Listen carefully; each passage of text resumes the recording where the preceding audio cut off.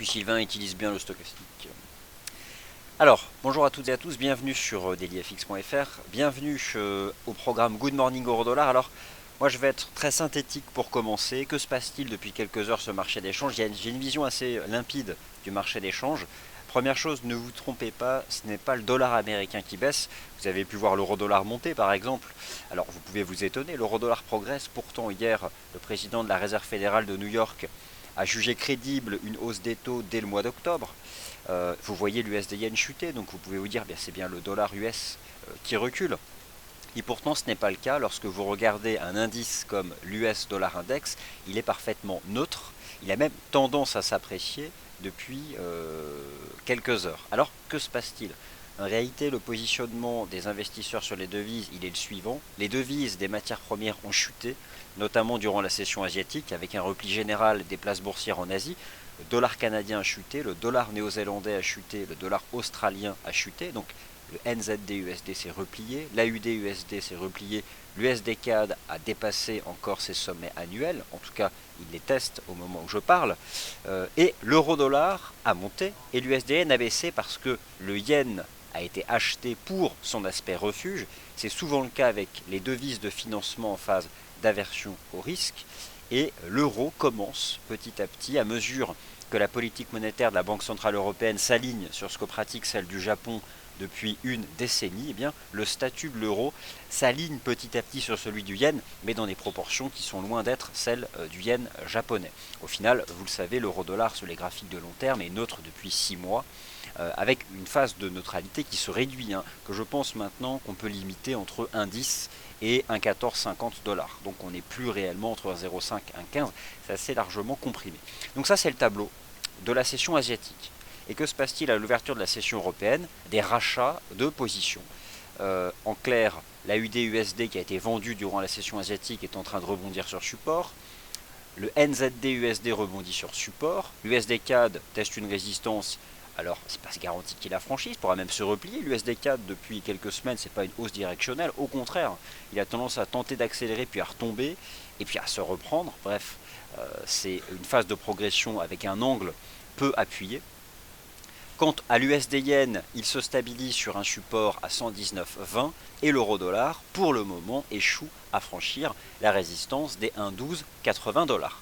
Donc voilà le tableau que je peux vous brosser des paires majeures. J'espère que le son, l'image fonctionne normalement. Alors j'imagine que ce matin, ce qui vous intéresse, c'est le DAX. Sylvain vient de vous l'analyser d'une façon très précise. Le DAX teste en effet ses plus bas du mois d'août. C'est le seuil critique, c'est l'ultime rempart. D'ailleurs, il me semble que l'article de Sylvain de vendredi dernier était le seuil critique.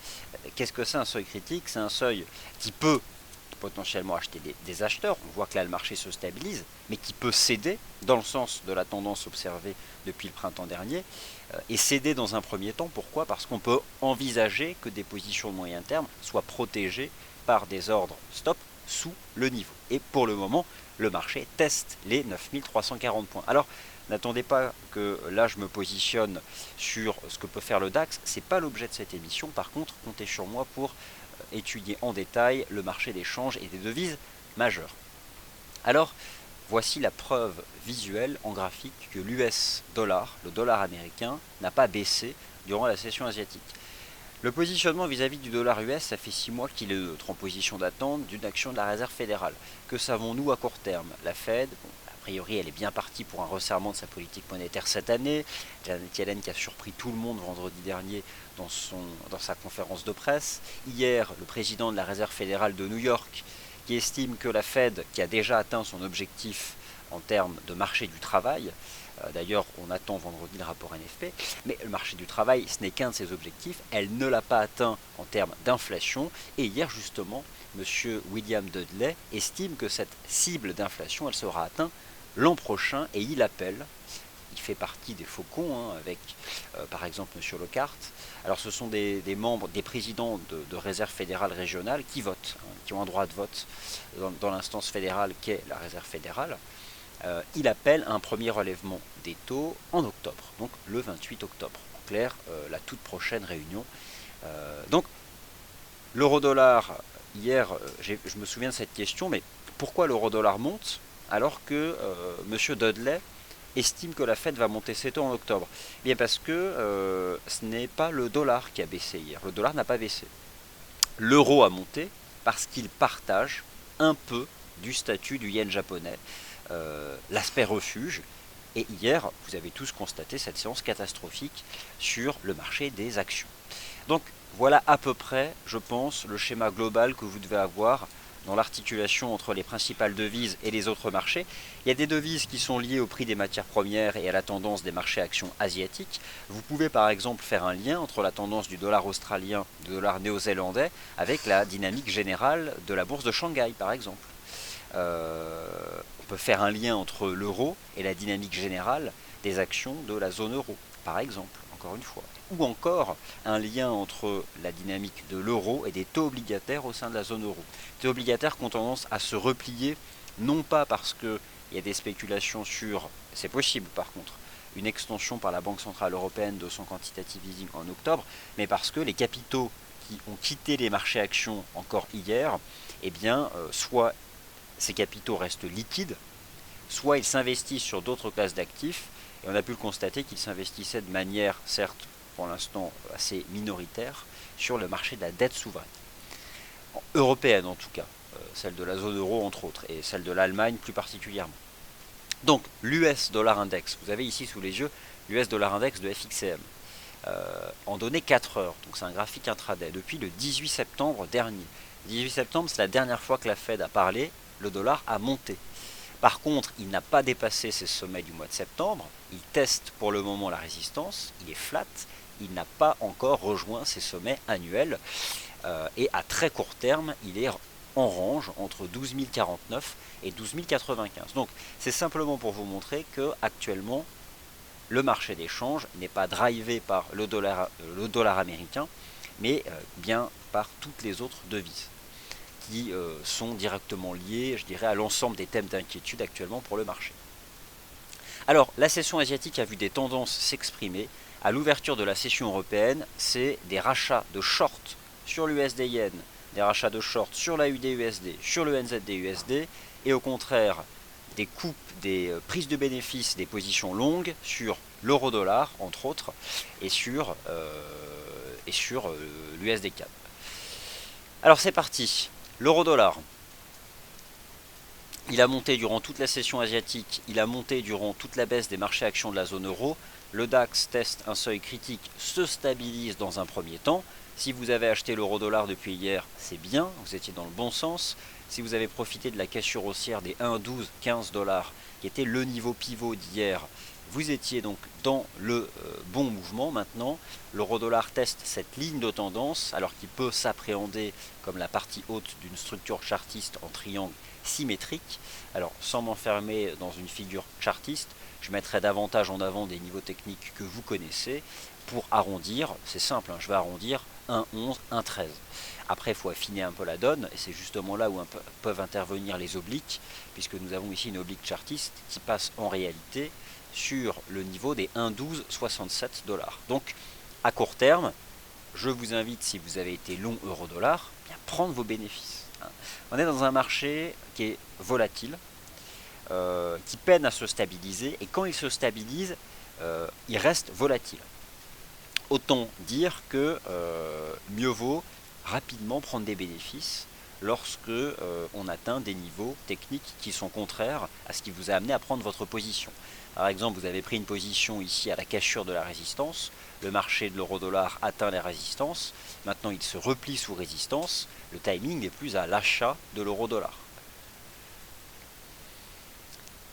L'USD-Yen, c'est le même topo. Ce marché évolue dans une structure latérale qui est assez limpide du point de vue de l'analyse technique depuis la fin du mois d'août. Alors là, pour le coup, il y a un vrai triangle symétrique. Il y a surtout un niveau horizontal à 119,22 yens. 119,22 yens, un niveau qui a été acheté le 18 septembre, un niveau qui a été acheté le 24 septembre, un niveau qui est acheté à l'ouverture de la session européenne, après avoir vu le marché reculer depuis le 25 septembre, après cette fausse cassure haussière de triangle. Généralement, lorsque le marché fait une cassure, mais qu'il est rapidement pris à contre-pied, on observe dans la foulée un mouvement à tendance contraire, mais très fort. Et généralement, on revient sur la partie opposée de la figure chartiste. C'est ce qui s'est passé avec l'USD Yen qui a tenté de sortir du triangle, qui finalement a piégé les acheteurs, a réintégré le triangle, et en quelques heures, en fait, il s'est replié en direction de la partie basse. De la même façon, l'USD Yen, si vous avez shorté l'USD Yen, je vous invite à prendre des bénéfices désormais, puisque pour le moment, le niveau des 119,22 eh bien, tient le support. 119,22 JPY. Alors par contre, on a une dynamique qui reste baissière sur l'USD Yen à court terme, et je mets par exemple en évidence ce petit canal de baisse ici en données horaires depuis les 121 yens. Tant qu'on reste dans le petit canal de baisse, on pourra peut-être briser les 112,22. Je n'anticiperai pas la cassure d'un support, et donc j'invite davantage à prendre des bénéfices sur ce niveau de support. Certains peuvent même envisager d'acheter le support, sauf que le support, maintenant, on est 50 pips au-dessus. La UD-USD, idem. Position vendeuse durant toute la session asiatique sur fond, et hier, bien sûr, en Europe, sur fond de repli des matières premières. Alors, le dollar australien, le dollar néo-zélandais, cette semaine, il y a un chiffre à suivre, un seul chiffre. C'est l'indice PMI en Chine, au sein du secteur manufacturier, mercredi à 3 h du matin, donc dans la nuit de mercredi à jeudi. Il est majeur ce chiffre. Et bien sûr la dynamique générale des places boursières chinoises, bien sûr. Mais voilà, c'est un indicateur avancé qui en plus est proposé par le gouvernement chinois. Donc on peut déjà partir du principe qu'il est, globalement, alors moi je ne vais pas critiquer, mais on peut partir du principe qu'il est un peu amélioré, quoi. Et pourtant il est attendu plutôt négatif. Donc vous voyez un peu, celui-là il sera important à suivre dans la nuit de mercredi à jeudi. La UD-USD tient un support, 0,6945 $. J'aurais tendance à dire que maintenant la UD-USD il évolue dans un range entre 0,6945 et 0,7050, et donc il peut tout à fait poursuivre ici ces oscillations dans ce range. Par contre, à terme, je pense que le risque de briser les 0,6950 et de revenir sur 0,69 $ reste tout à fait possible. Ce que vous avez là ce matin sur l'USD Yen, la UD-USD, le NZD-USD, ce sont des rachats de shorts. Pourquoi y a-t-il des rachats de shorts? Parce que le marché est volatile et que lorsque des gains sont enregistrés, eh bien, ça fait du bien pour le capital. Le principe des marchés volatiles, c'est qu'ils sont soumis à de violents contre-pieds. C'est ce que vous observez là tout de suite maintenant sur la UD-USD rachat de shorts, NZD-USD rachat de shorts, USD-CAD positions longues qui sont encaissées. Pourquoi? Parce que ce marché ne monte plus de manière verticale. Il a tendance à tenir les supports, mais lorsqu'il arrive au contact de résistance, il a tendance à rapidement se replier. Et ce que fait l'USD-CAD, eh bien, c'est exactement ce qu'il a fait le 24 septembre ou encore ce qu'il a pu faire en août. Il était hier sur support. Alors rappelez-vous, hier même, dans cette émission Good Morning Euro-Dollar, j'ai insisté sur cette ligne de tendance haussière sur l'USD-CAD pour justement viser un retour en direction des 1,34. Bon, le marché vient de faire 1,3430. Je pense maintenant, vu la façon dont fonctionne ce matin le marché d'échange, à savoir les traders encaissent tous les gains qu'ils ont pu réaliser durant la session asiatique, l'USD-CAD pourrait sur le court terme se replier par exemple en direction des 1,3377. Là, il teste la résistance des 1,3413. Donc il y a, je dirais, ce matin un comportement assez limpide. L'euro-dollar, que se passe-t-il? Alors, je vous ai expliqué qu'il y a un positionnement neutre vis-à-vis du dollar US, mais qui a quand même tendance à être résilient, parce que le marché, bien voilà, croit d'une part, en tout cas se laisse influencer par les prises de parole consécutives des membres du FOMC. Alors, ils s'expriment régulièrement, ces gens-là. Puis globalement, l'environnement statistique états-unien, il est quand même, il tranche avec ce que le reste du monde peut proposer. On a le sentiment que ça devient l'îlot de prospérité, et le marché semble optimiste lorsqu'on regarde le consensus pour le rapport NFP vendredi. Ce matin, ce qu'il passe sur l'euro-dollar, eh bien tout simplement, les positions longues sont coupées au même titre que les positions longues sur le yen japonais sont coupées, peut-être parce qu'on constate aussi des niveaux de support critiques qui peuvent céder et qui pour le moment tiennent sur la plupart des indices boursiers de la zone euro. Alors, est-ce que l'euro-dollar est en train de nous refaire un coup à la 24 septembre, lorsqu'il avait bien progressé pour finalement avoir une structure en bearish engulfing ici comme le 24 septembre en données horaires? C'est possible, c'est envisageable. Je dirais que la situation de l'euro-dollar, elle est limpide depuis le mois d'avril dernier. C'est un range.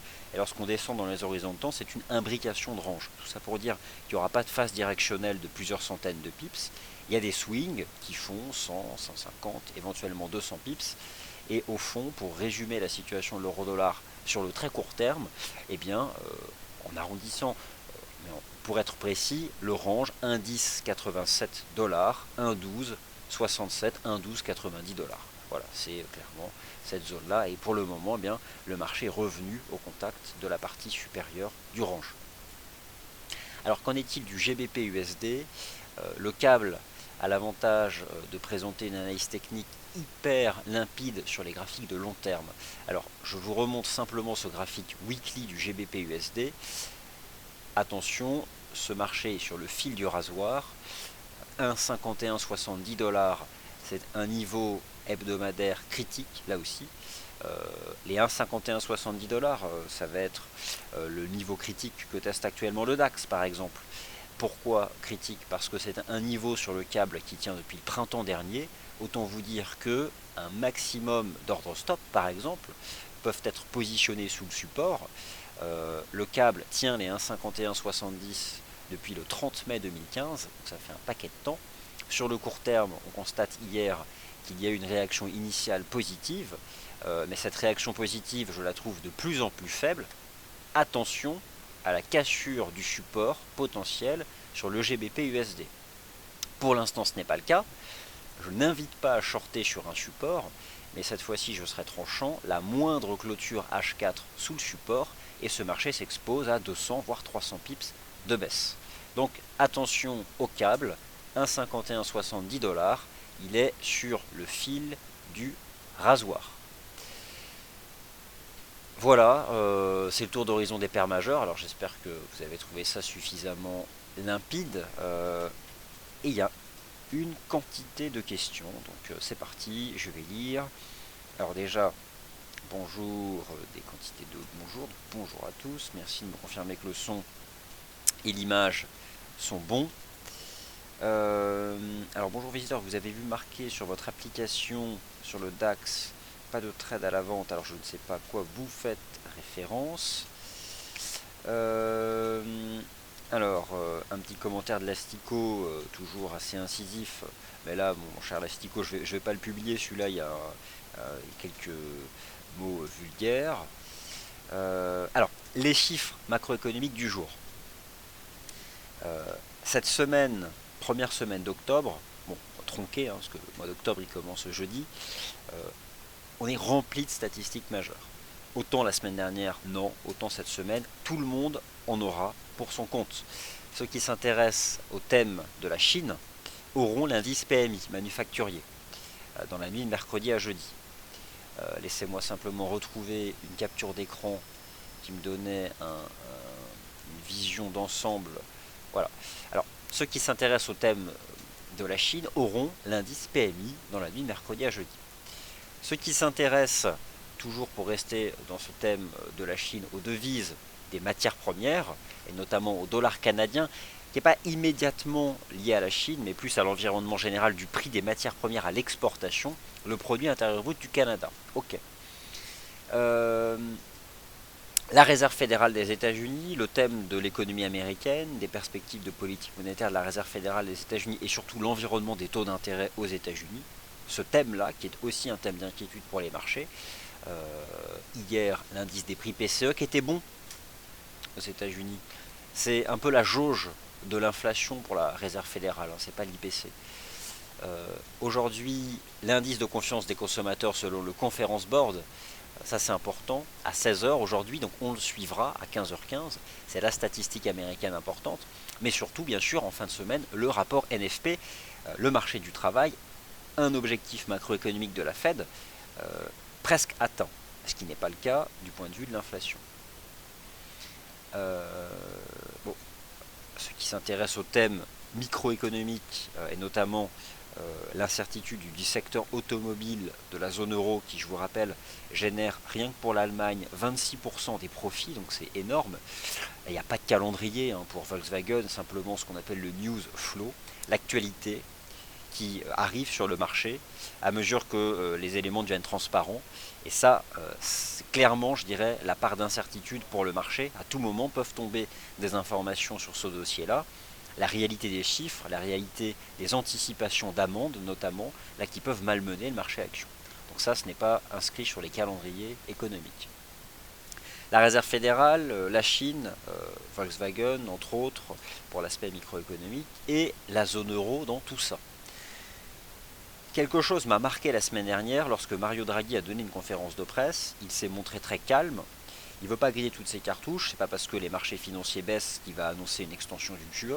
C'est pas son job à la base, même si on sait qu'il a porté les marchés actions au premier trimestre. C'est pas non plus à la Banque centrale européenne, je dirais, de neutraliser les fraudes des entreprises européennes. À un moment ou à un autre, il y a des limites. Sinon, c'est la porte ouverte à toutes les fenêtres, comme dit l'expression. Donc forcément, il ne fallait pas non plus s'attendre à ce que Mario Draghi dise Volkswagen et le secteur auto vont prendre des grosses amendes. On est là, on va racheter la dette du secteur automobile. Non, ils ne peuvent pas faire ça. Donc forcément, il ne fallait pas s'attendre à ce qu'il envisage quelque chose au mois d'octobre. Par contre, il a rappelé une chose, Mario Draghi, si tous ces risques divers et variés amenaient la Banque Centrale Européenne à revoir ses anticipations d'inflation, ce qu'elle n'a pas fait pour le moment, ce qu'a fait la Réserve fédérale, ce que la Banque Centrale Européenne n'a pas fait, là oui, on pourrait envisager quelque chose d'additionnel de la part de la Banque Centrale Européenne, et là par contre, il y aurait un impact négatif pour l'euro en tant qu'indice de devise. Mais pour le moment, ce type de discours n'a pas été donné par la Banque Centrale Européenne et Mario Draghi, ce qui explique depuis la semaine dernière l'attrait, l'aspect refuge, qui n'est pas celui du yen, mais que peut avoir de manière marginale l'euro sur le marché d'échange.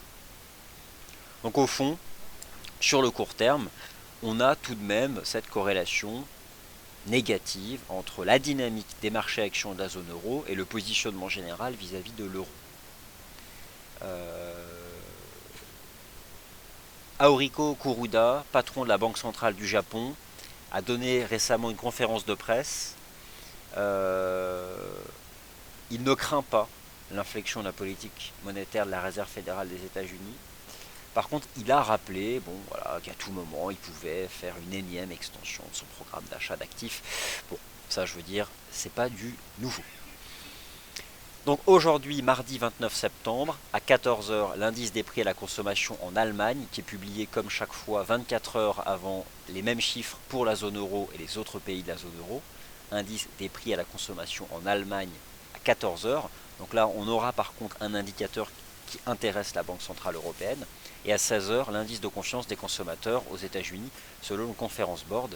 Et ça aussi, c'est quelque chose que nous suivrons ensemble. Ce que vous devez retenir donc ce matin du Good Morning Euro-Dollar, c'est le seuil critique du GBP USD 1,5170. Pour l'instant, le niveau tient. C'est le fait que le dollar américain n'est absolument pas directionnel à court terme, il est neutre. Et vous avez ici donc les bougies de l'US Dollar Index. L'euro-dollar est dans un range, il rejette dans la partie supérieure du range, pour arrondir entre 1,11 et 1,13, mais pour être précis, entre 1,1090 et 1,1267, 1,1296 dollars. Les devises des matières premières enregistrent ce matin des rachats de short après la session asiatique catastrophique. Rachat de short sur la UD-USD, rachat de short sur le NZD-USD et des positions longues sur l'USD CAD qui sont encaissées, mais avec tout de même un taux de change qui, semaine après semaine, s'apprécie. 1,34, lorsque la Banque centrale du Canada a baissé ses taux le 15 juillet dernier, le marché cassait la résistance à 1,28 et depuis, même si c'est pas très linéaire, c'est pas très vertical en termes de pente sur le marché a quand même gagné 600 pips. Et enfin, l'USD Yen. L'USD Yen qui se stabilise parce que les marchés actions se stabilisent et donc qui potentiellement peut à nouveau rebondir fortement sur son support à 119,22 et remonter à l'assaut de la partie supérieure du triangle symétrique.